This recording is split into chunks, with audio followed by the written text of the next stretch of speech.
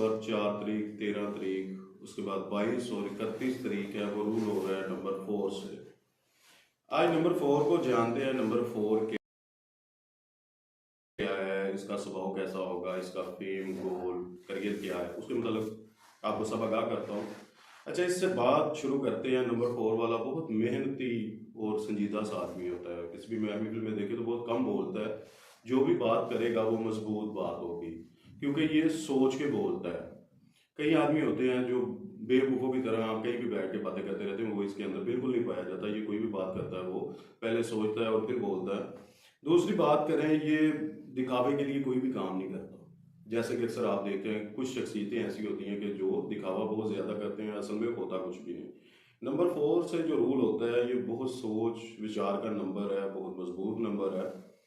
ये खुद को कभी भी दिखावे के लिए किसी के सामने पेश नहीं करता, कभी भी किसी को अपने राज इतनी जल्दी बताता ही नहीं। ठीक है। इसकी सोच की बात करें, ये बहुत गहरी सोच और ठोस सोच रखने वाला होता है।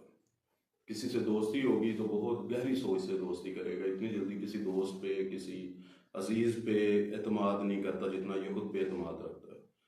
तो अभी इसके करियर की बात करें तो करियर के अंदर ये सरकारी जॉब काफ़ी अच्छी तरह से निभा सकता है। जैसे कि बात कर ले, वकालत के शोबा काफ़ी अच्छे तरीके से ये निभा सकता है। और ज़्यादातर आपको देखने में मिलेगा, कहीं भी आप चले जाएं सरकारी महकमे के अंदर, तो सबसे ज़्यादा जो रूल होने वाले होंगे वो नंबर 4 से होंगे। इनको ज़्यादा कामयाबी जो है वो जॉब से ही मिलती है। तो ये ज़्यादातर जो जॉब है वो सरकारी जॉब के अंदर आपको नंबर 4 वाले देखने को मिलेंगे। ठीक है।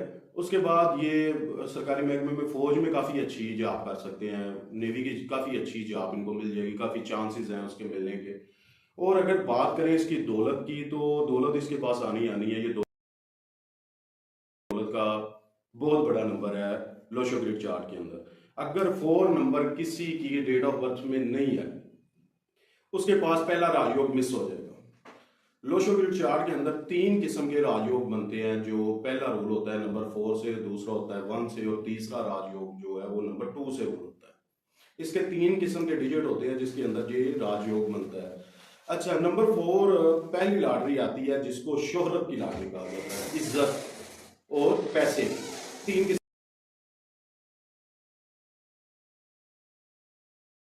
किस्म की लॉटरी है। पहली लॉटरी जो है वो है इसकी दौलत की।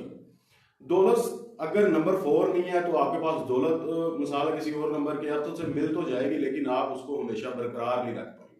नंबर 4 के अंदर ये चीज पाई जाती है, ये इसको कंजूस बहुत कहते हैं।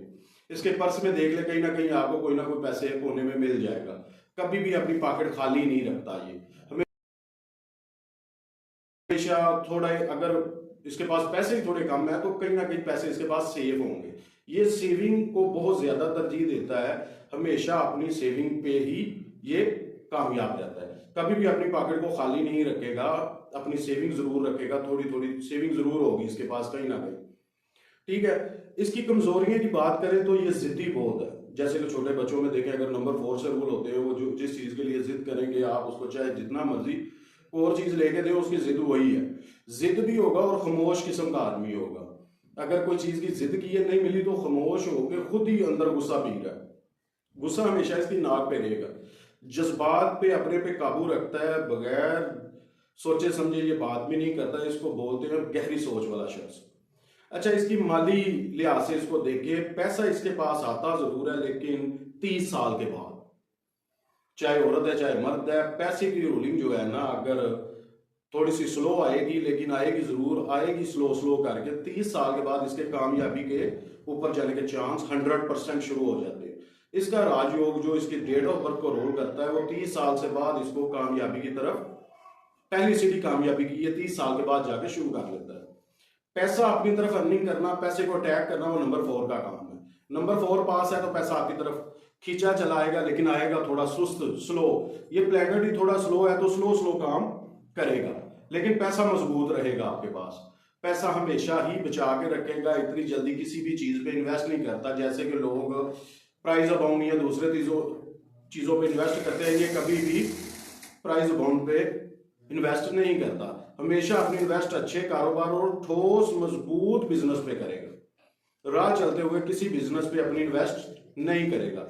कभी भी स्टॉक मार्केट में देखें तो नंबर 4 वाला इतनी जल्दी अपनी इन्वेस्ट ही नहीं करेगा, चाहे आप इसको कितना मर्जी इसके मतलब बातें सुनाएं, ये कभी भी अपनी इन्वेस्ट इतनी जल्दी हाथ से नहीं निकलने देता। इसको बोलते हैं ये कभी भी अपने हाथ से पैसा जाने ही नहीं देता, हमेशा पैसे को अपनी तरफ ही खींचता रहता है। स्लो, चाहे स्लो आता है लेकिन पैसा मजबूत रहता है इसके पास। अभी इसकी मोहब्बत की बात करें तो मोहब्बत और लव में ये कैसा शख्स रहने वाला है, क्या ये लव के अंदर काफ़ी रंगीन रहता है या लव करता भी है या नहीं करता, तो इसके ऊपर थोड़ी सी बात चलती है। ये लव के अंदर इतनी जल्दी इजहार मोहब्बत नहीं किसी से बयान करता, हमेशा बहुत स्लो तरीके से और अच्छे तरीके से ही उसको प्रपोज करेगा। काफ़ी टाइम लेगा, पहले उसको समझेगा, कुछ टाइम उसके साथ गुजारने के बाद अगर ये समझे कि मेरे और इसके ख्यालात मिलते जुलते हैं तो फिर ये मोहब्बत का इजहार करेगा। इसलिए अपोजिट बात कर ले, जब ये अपनी वफा का इजहार कर दे चाहे कुछ भी हो जाए, ये बोल दे ना ये मोहब्बत में जान दे सकते हैं, ले सकते हैं, ये वो आदमी होते हैं जो अपनी मोहब्बत में कुछ भी करने के लिए हद से आगे गुजर जाते हैं। अच्छा, अभी बात कर ले खुशकिस्मत नंबर की, तो खुशकिस्मत दिन और नंबर इसके लिए खुशकिस्मत नंबर जो है वो नंबर 1 है। नंबर इसके बाद आ गया 3, इसके साथ काफ़ी अच्छा रह सकता है। नंबर 7 इसके साथ एवरेज है। नंबर 8 जो है वो इसके मुखालफ और नो मुखालफ जाएगा। ठीक है, ये कौन सी डेट पे अपने बिजनेस को आगे लेके चले, कौन सी डेट पर अपने फैसले करें, कौन सी डेट के लिए जॉब पे अप्लाई करें, ये बहुत अहम होता है किसी भी डेट ऑफ बर्थ के लिए, क्योंकि वो इनके लकी दिन होते हैं। कुछ फैसले जो होते हैं वो दिन पे डिपेंड हो जाते हैं, डेट पे डिपेंड होते हैं, टाइम पे डिपेंड हो जाते हैं। ये टोटल एक न्यूमरोलॉजी है। मैं आपको आगे कुछ वीडियो के अंदर न्यूमरोलॉजी के मतलब पूरा एक चार्ट बनाना सिखा दूंगा। आप अपना डेट ऑफ बर्थ आगे रख के खुद ही अपनी डेट ऑफ बर्थ को रूल कर लेंगे। इसके बाद बात कर ले इसके रूहानी इसमें आजम के मतलब। इसमें आजम जो बनता है या हफीजु या सलामू है। इसको चाहिए कि रात को तकरीबन इशा के बाद इशा की नमाज पढ़े, उसके बाद 11 मरतबा दुरूद शरीफ पढ़े और या हफीजु या सलामू का विर्द करे 101 मरतबा। इसी तरह सुबह से रूटीन अपनी ये रख ले, या हफीजु या सलामू जब भी टाइम मिले उसके अंदर ये विर्द अपना बरकरार रखे। उससे ये होगा कि इसके पैसे रुके काम, जो मुश्किलें इसको फेस करनी पड़ती हैं वो दूर होती चली जाएंगी और इसमें आजम इसको ऑन कर देगा। असल मकसद है, अल्लाह के 66 नाम है, तो उनमें से कौन सा नाम कौन सी डेट वाले को रूल करता है ये बहुत अहम होता है। इसके बाद एक न्यूमरोलॉजी आती है, वो नेम के मुतल्लक होती है, वो भी आगे चल के मैं आपको इसके मतलब कुछ वीडियो में बता दूंगा कि नेम के ऊपर इसमें आजम क्या करता है। इसमें आजम हर सूरत आपको जरूरी है। इसमें आजम जब आप अपना शुरू करेंगे तो 40 डेज के अंदर आप देखेंगे कि आप तरक्की की तरफ कैसे आगे चल रहे हैं, कि पहली सीढ़ी पे पांव रख दिया, अभी आगे की तरफ आप जाएंगे, कभी भी मुश्किल आपके पास आएगी नहीं। तो इसी वजह से मैं अक्सर कहता हूं कि इसमें आजम जरूर पढ़ा कीजिए। दुरूद इब्राहिम पढ़ें। दुरूद इब्राहिम का ये बहुत अच्छा वजीफा है, इंसान को सारा दिन चलते फिरते कम से कम 11 मरतबा दुरूद पढ़ लेना चाहिए। उसके बाद इसमें आजम अपना या हफीजु या सलामू का विर्द जारी रखे तो इंशाल्लाह कामयाबियां इनके कदम चूमेगी